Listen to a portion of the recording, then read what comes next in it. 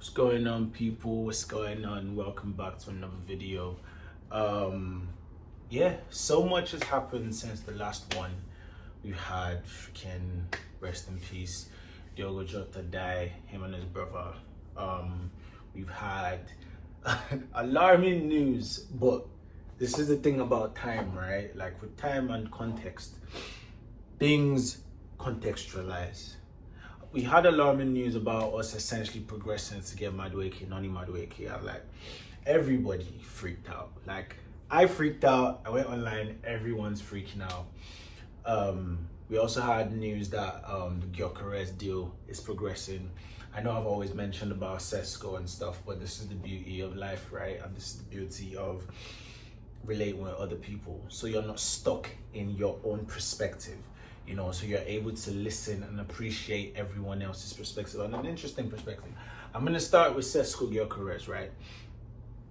On paper, based on everything that I think I understand about Mikel Arteta's team and the Arsenal construct. And yeah, I always just imagined that Sesko was better. Sesko, I'll say them interchangeably because I'm not really sure which one is the correct pronunciation. His height, the kinds of goals he's scored, or perhaps it's just yet another copium. As in, because I've bought so much into Mikel Arteta's vision, or what I believe his vision is, and like what he's doing, whenever I just hear a link to an Arsenal player, is it just a case where I have the ability to just immediately make sense of it? Because when I thought the man for the team was Sesko, I was able to make sense of all of it.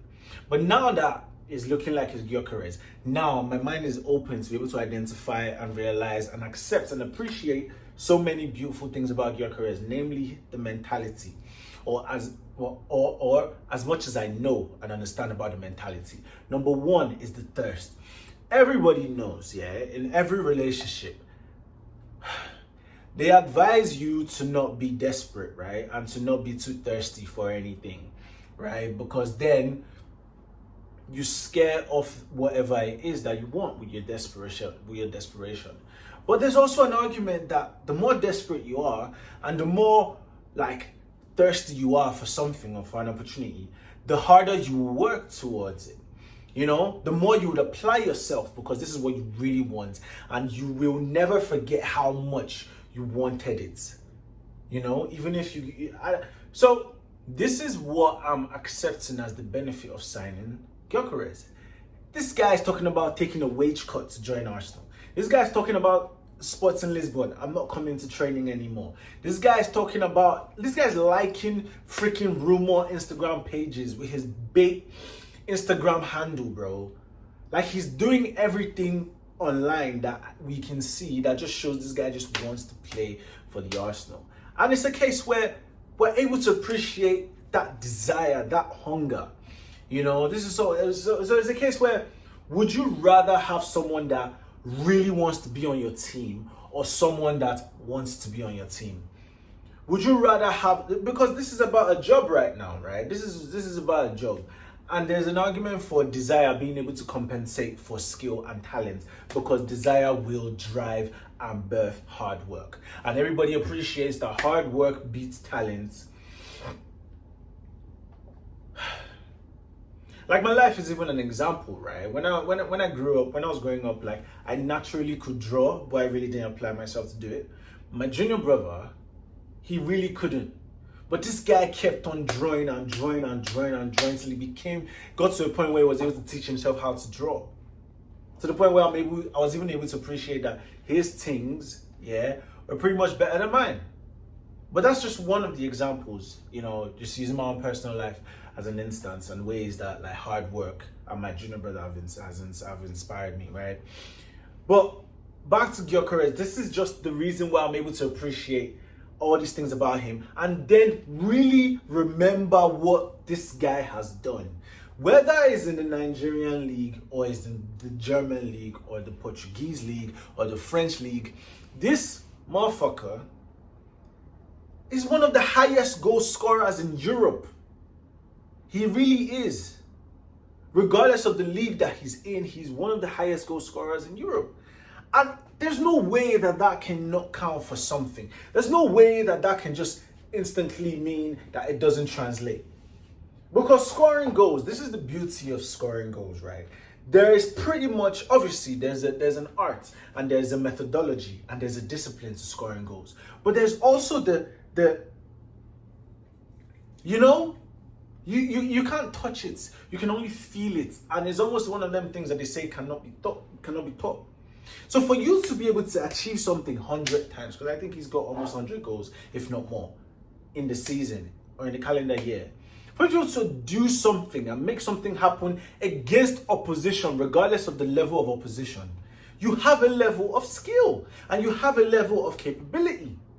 Because look at the difference between Sesko and Gyökeres, right?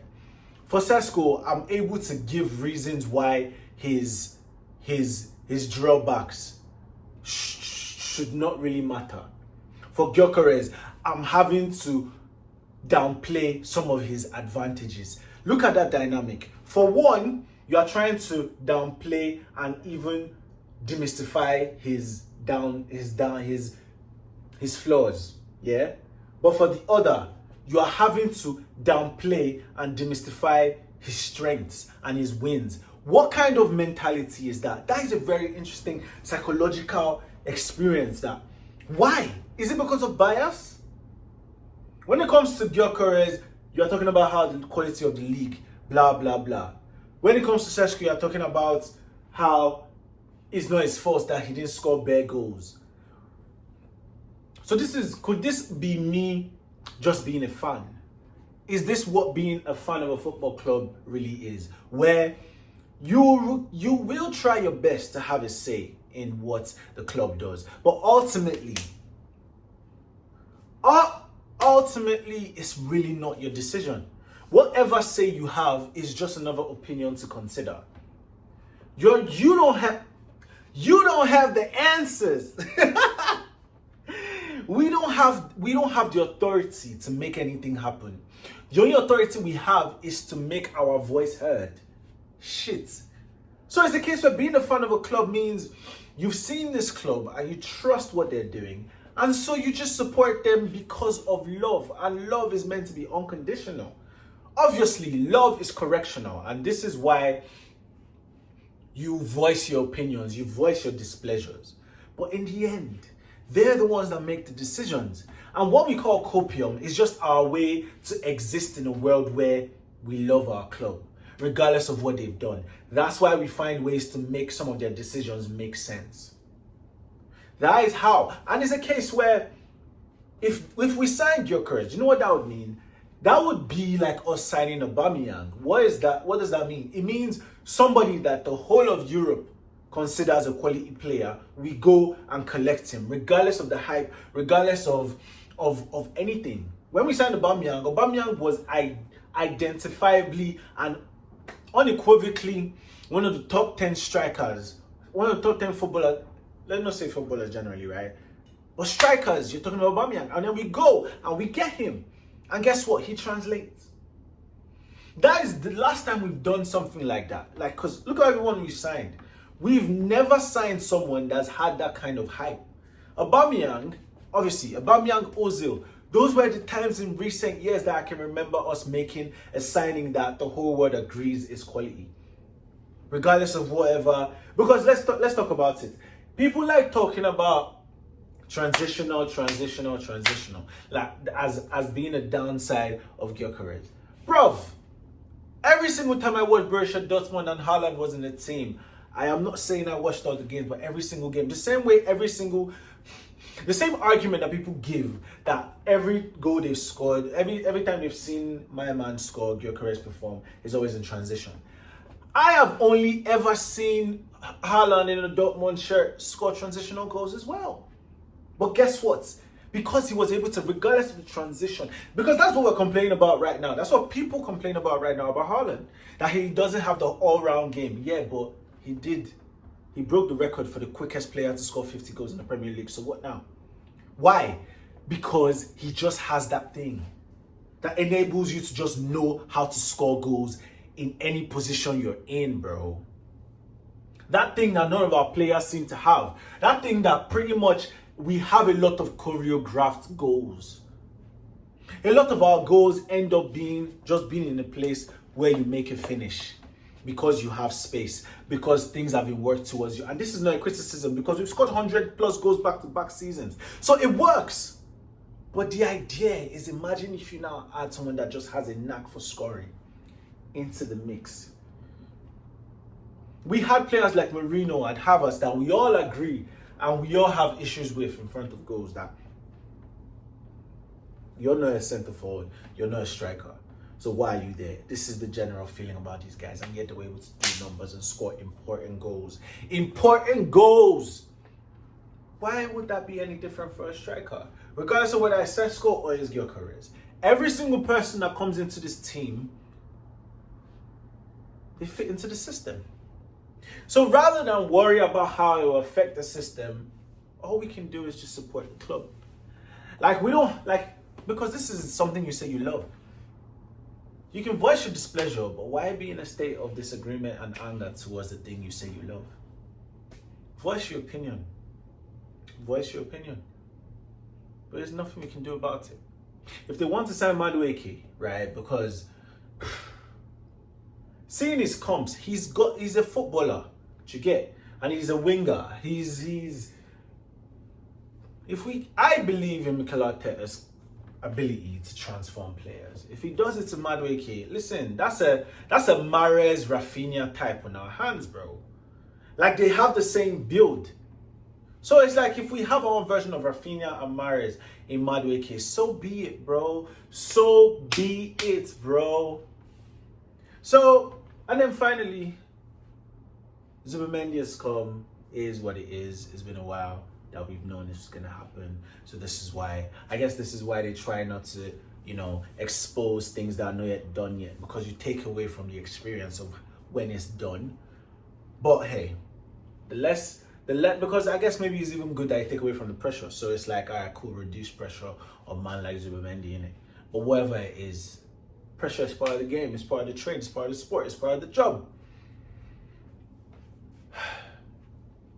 But R.I.P. Diogo Jota, man. Like, him dying, is just a thing where it always, when someone dies, especially all of a sudden, it just puts people in a state of like awareness or remembrance that, bro, we only have one life and anything can happen at any time. And all of this could be over at any time. And so what does that mean? Do what you say you want to do so you have no regrets. But if you're dead, how you know you have regrets? Or maybe it's a case where when you're about to die, so you won't have no regrets. Unless it's like instant death. How are they able to even tell when someone died instantly? I guess that's the job of all these men that work with the dead bodies, innit? But it's just sad. Because guess what? The world has moved on. The world has... They've done the gestures, they've done the burials, they've done the remembrance, they've done the... But the world is going to move on. Everyone is going to go to work. Stock market is going to keep going up and down. Trains are going to keep going. Buses are going to keep going. The club is going to keep going. The game is going to keep going.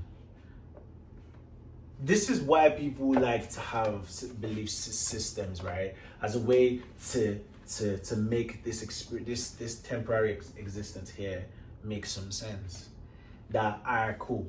This is why this makes sense to him to engage in and to put some effort, because there's somewhere else after. And that is the meaning, to achieve an ultimate state of purity and euphoria. But yeah, R.I.P. Diogo Jota.